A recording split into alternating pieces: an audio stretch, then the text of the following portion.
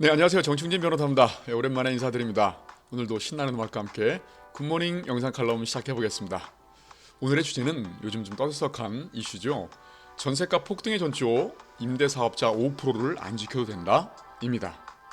예, 이게 이제 오늘자 신문 기사인데요.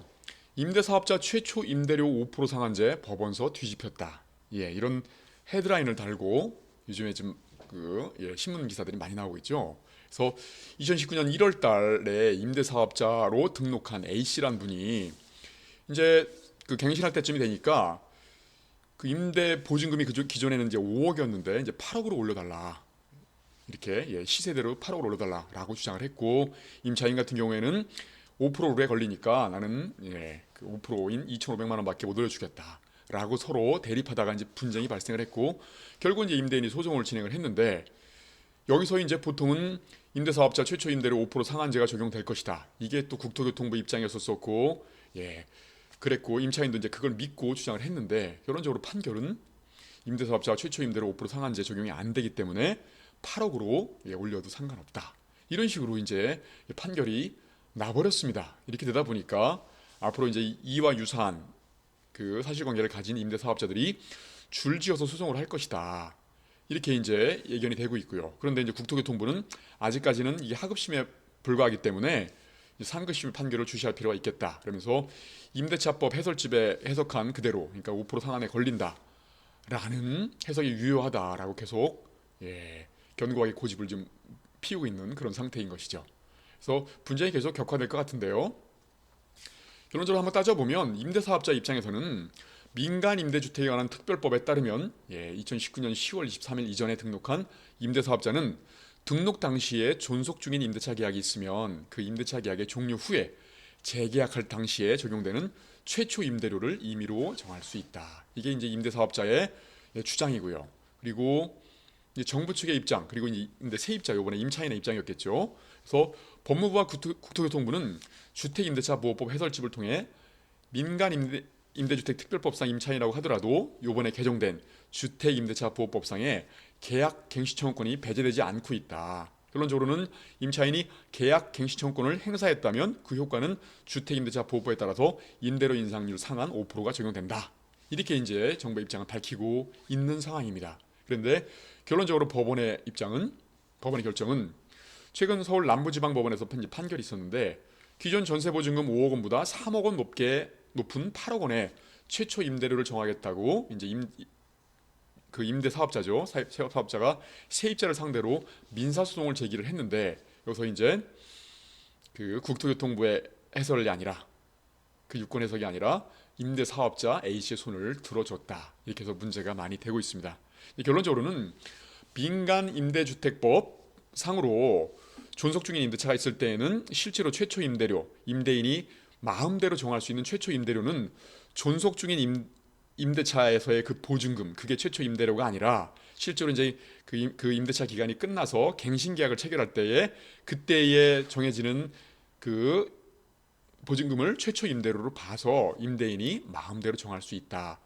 이런 부분이었는데 결국은 그게 맞다라고 해서 임대인의 손을 들어준 것이죠. 그런데 문제는 뭐냐면 최근에 이제 작년이죠. 작년 7월 말쯤에 주택임대차 보호법이 개정이 됐죠. 그래서 기존에 이제 없던 계약 갱신 청구권이라는 권리를 그 임차인에게 부여를 했죠. 그러면서 함께 부여한 건 뭐냐면 계약 갱신 청구를 행사할 때에는 기존에 존속 중인 그 임대차의 경우에라 하더라도 계약 갱신 청구를 행사를 하게 되면은 그 계약 갱신 청구권이 유효하고, 그러면서 이제 5% 범위 내에서 기존에 존속 중인 그 임대차 보증금의 5% 범위 내에서만 인상할 수 있다. 또 이렇게 이제 법을 바꾸다 보니까 기존의 민간 임대주택 특별법과 상충이 되는, 충돌하게 되는 그런 경우가 발생했던 거죠. 그런데 이때는 주택임대차법이 적용되는 게 아니라 실제로 민간 임대주택법이 적용돼서 임대인은 최초 임대료를 마음대로 올릴 수 있다. 이런 식으로 결정을 내린 겁니다. 근데 이제 이게 그 사실상으로 이제 판결이 아니라 그 1심 판결이 아니라 조정 절차에서 이제 조정을 통해 가지고 정해진 거거든요. 그러다 보니까 이제 판결문이라는 게 지금 없습니다. 조정 결정문에는 왜 그렇게 결정을 내렸는지 근거가 나오지는 않으니까 이제 그 법원의 결정 이유를 추정할 수밖에 없겠는데요.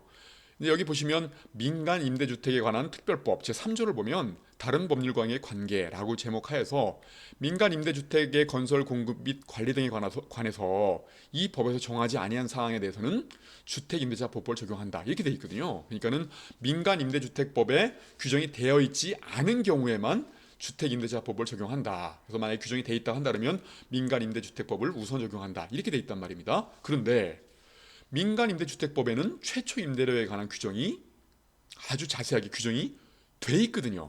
예. 다음 페이지에서 보듯이 이렇습니다.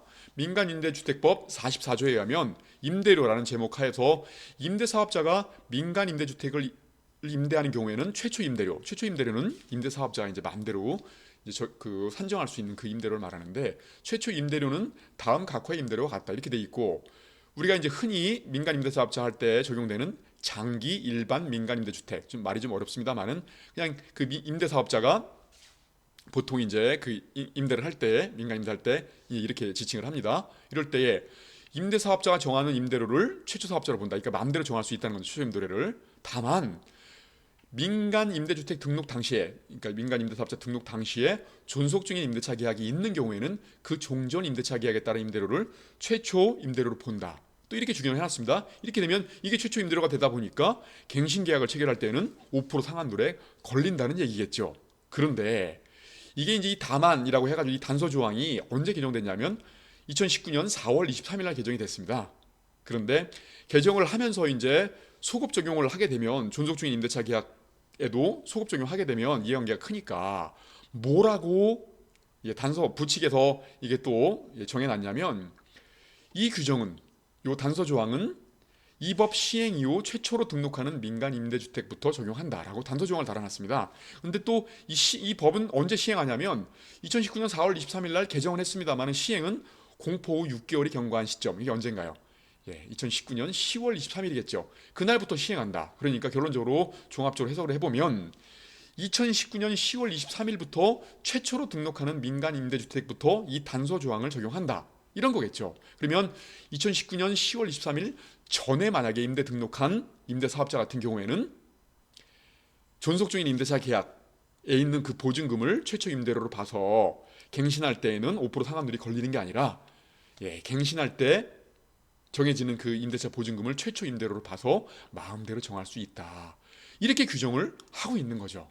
그러다 보니까 2019년 10월 23일 전에 등록 사업자의 경우에 이제 그때 등록할 당시에 존속 중인 임대차가 있었다 한다 그러면 최초 임대료는 갱신 시에 정해지는 임대료. 그러니까 임대인이 갱신할 당시 기존에 있는 보증금이 아니라 갱신할 당시에가 정해지는 임대료가 최초 임대료다. 그렇게 되면 최초 임대료는 마음대로 산정할 수 있다. 이렇게 규정이 돼 있으니까 결국 임대인은 그 갱신할 당시에 자유롭게 증액이 가능하다.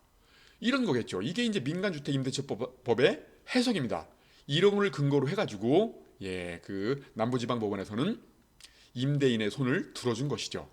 그런데 문제는 뭐냐면 이제 2020년 작년이죠. 작년 이제 7월 31일 날 법이 이제 개정이 된 게 주택임대차 보호법이 개정이 됐죠. 거기에 이제 계약 갱신 청구권이라는 규정을 두어서 이제 제6조의 3 임대인은 임차인이 일정한 기간 내에 계약 갱신을 요구할 경우 정당한 사유 없이 거절하지 못한다. 이렇게 이제 규정을 해놨단 말입니다. 그리고 그 차임과 보증금은 7조의 범위 내에 증감할 수 있다라고 했는데 7조가 뭐냐면 제1항에 따른 임대차 증액 청구는 약정한 차임이나 보증금의 20분의 1의 금액을 초과하지 못한다. 그러니까 5%죠.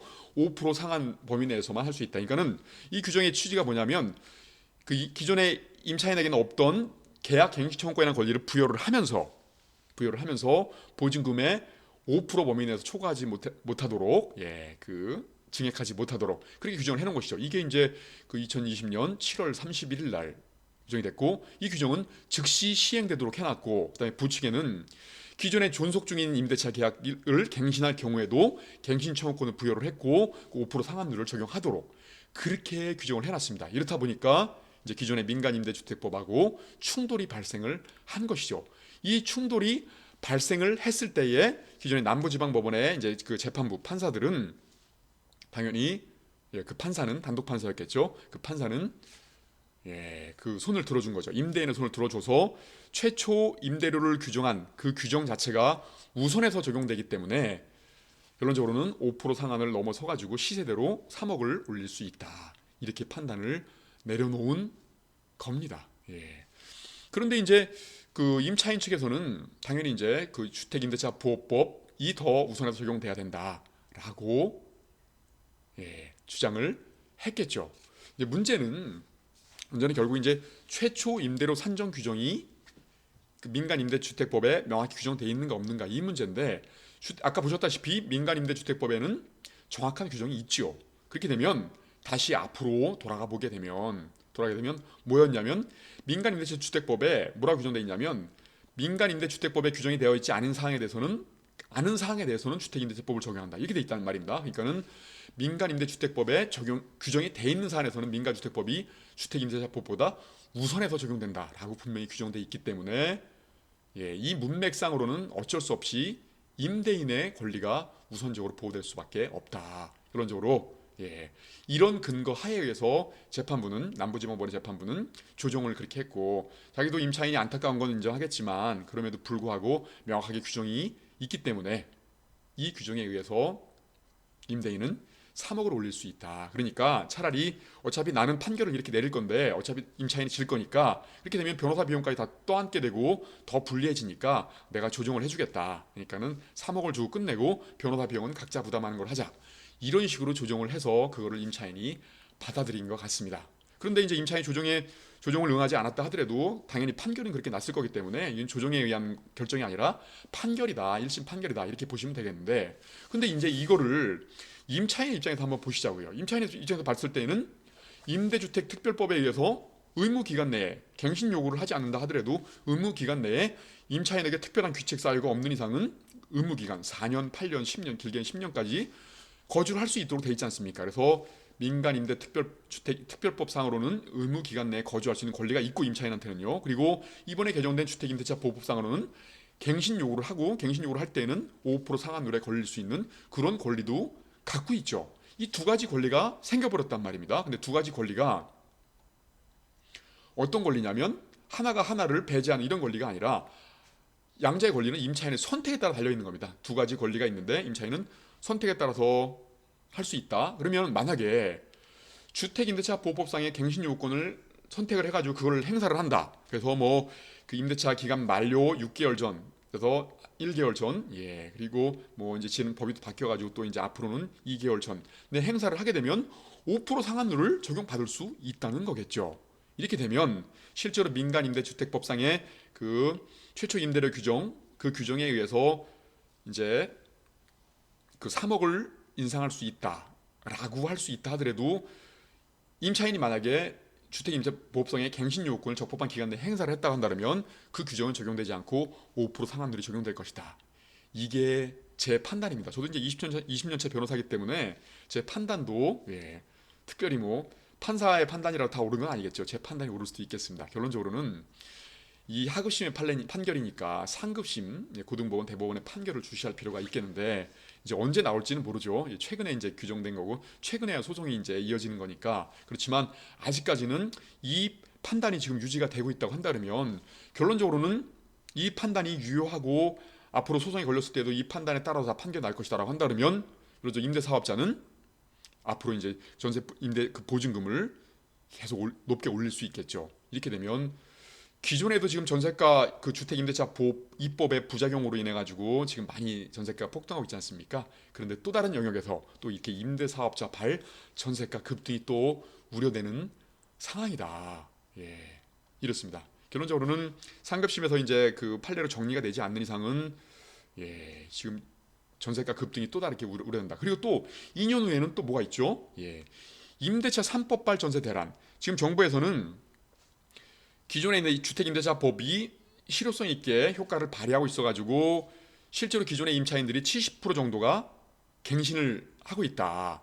이런 상태다 보니까 결론적으로는 임대차 3법은 성공적인 것이다. 그 70%들은 5% 범위 내에서 인상된 금액에 내서 주거 안정을 도모할 수 있게 됐으니까요. 그런데 나머지 30%가 이것저것 이제 갱신 계약 체결하지 않고 이주를 하다 보니까 신규로 이렇게 수요도 창출되는 그 임차인들하고 더불어 가지고 매물이 없다 보니까 기존에 이제 임차인들이 눌러 앉다 보니까 신규로 나오는 매물이 없지 않습니까? 그러다 보니까 신규 30%들은 굉장히 급등한 아니면 폭등한 그 효과를 그대로 받아야 되는 그런 문제였는데 앞으로 2년 후에는 그 70%마저도 임대차 갱신은 한 번밖에 허용이 안 되지 않습니까? 그렇게 되면은 나머지 이제 그 70%도 2년 후에는 갱신할 때에는 이제 새로운 임대차 계약으로 봐서 또 이제 임대인이 마음대로 그 보증금을 정할 수 있지 않습니까? 그렇게 되면은 굉장히 또 전세가가 폭등할 수 있는 가능성이 있겠죠.